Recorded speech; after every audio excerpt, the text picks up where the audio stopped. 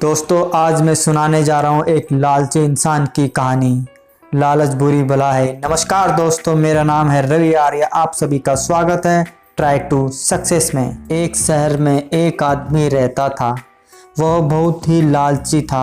उसने सुन रखा था कि अगर संतों और साधुओं की सेवा करे तो बहुत ही ज़्यादा धन प्राप्त होता है। यह सोचकर उसने साधु संतों की सेवा करनी शुरू कर दी।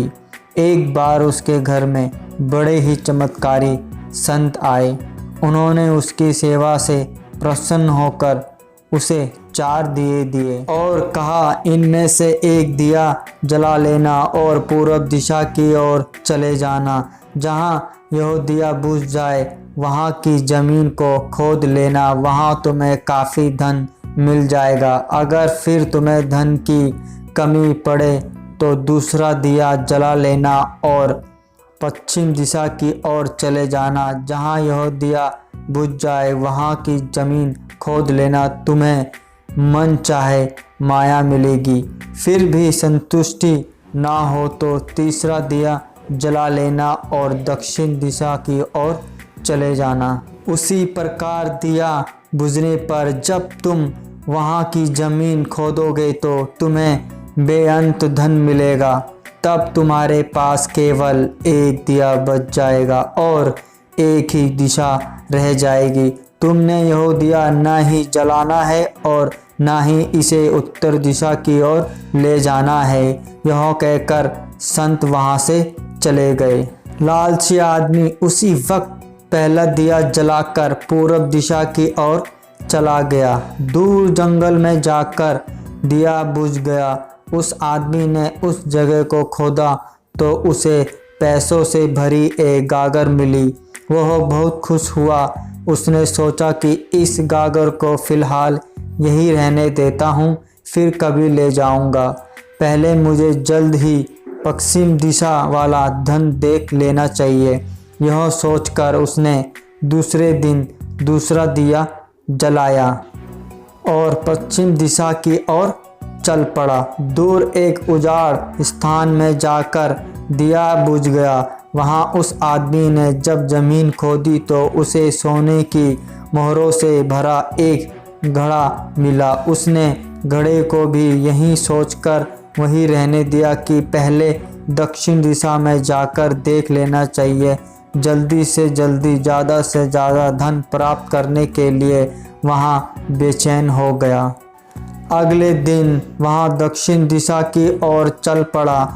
दिया एक मैदान में जाकर बुझ गया। उसने वहां की जमीन खोदी तो उसे हीरे मोतियों से भरी 2 पेटियां मिली। वहां आदमी अब बहुत ज़्यादा खुश हो गया था। तब वह सोचने लगा, अगर इन तीनों दिशाओं में इतना धन पड़ा है तो चौथी दिशा में इनसे भी ज़्यादा धन होगा।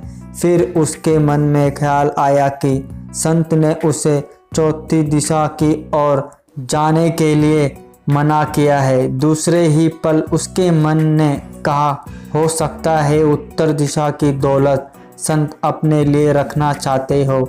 मुझे जल्द से जल्द उस पर भी कब्जा कर लेना चाहिए। ज़्यादा से ज़्यादा धन प्राप्त करने की लालच ने उसे संतों के वचनों को दोबारा सोचना ही नहीं दिया। अगले दिन उसने चौथा दिया जलाया और जल्दी जल्दी उत्तर दिशा की ओर चल पड़ा। दूर आगे एक महल के पास जाकर दिया बुझ गया। महल का दरवाज़ा बंद था। उसने दरवाजे को धकेला तो दरवाज़ा खुल गया। वह बहुत ही खुश हुआ। उसने मन ही मन में सोचा कि यह महल उसके लिए ही है। वो अब तीनों दिशाओं की दौलत को भी यहीं लेकर आएगा और ऐसा करेगा। वह आदमी महल के एक एक कमरे में गया। कोई कमरा हीरे मोतियों से भरा हुआ था। किसी कमरे में सोने की कीमती आभूषण भरे पड़े थे।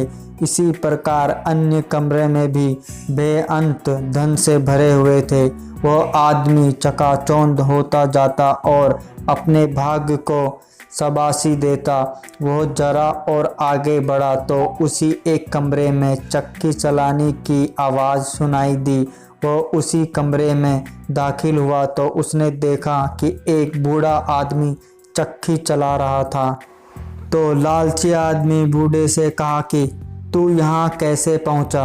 बूढ़े ने कहा, ऐसा कर, यो जरा चक्की चला, मैं सांस लेकर तुझे बताता हूँ। लालची आदमी ने चक्की चलाना शुरू कर दिया तो बूढ़ा चक्की से हट जाने पर जोर जोर हंसने लगा। लालची आदमी उसकी ओर हैरानी से देखने लगा। वह चक्की बंद ही करने लगा था कि बूढ़े ने खबरदार कहते हुए कहा, नाना, चक्की चलाना बंद ना करना। फिर बूढ़े ने कहा, यह महल अब तेरा है, परंतु यह उतनी देर तक खड़ा रहेगा जितनी देर तक तू चक्की चलाता रहेगा।